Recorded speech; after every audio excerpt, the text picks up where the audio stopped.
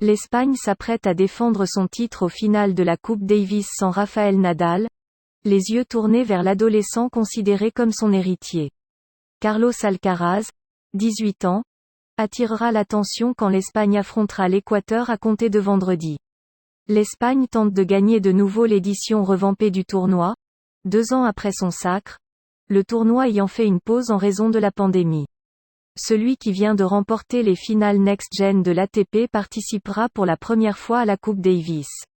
Ses compagnons de jeu Pablo Carreño Busta et Albert Ramos Vinola ont tous deux plus de 10 ans que lui. Ça signifie beaucoup pour moi de représenter l'Espagne en Coupe Davis pour la première fois, a dit la 32e raquette mondiale. Quand le capitaine m'a dit que j'allais y jouer, je ne pouvais y croire. De pouvoir réaliser un rêve d'enfance à 18 ans est très spécial.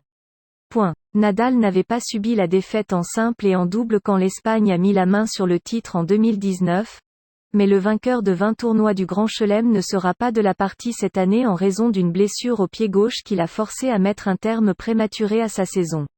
C'est vrai que nous avions un gros avantage. Si vous avez Nadal dans votre formation, vous devenez automatiquement favori, car c'est le meilleur joueur de l'histoire du tournoi, a déclaré le capitaine espagnol, Sergi Bruguera. Il n'est pas ici, et nous ne devons pas y penser. Nous avons toujours une très bonne équipe. 4 joueurs étaient là en 2019, alors ils sont prêts. Nous comptons aussi sur une nouvelle jeune vedette qui apporte beaucoup à notre équipe.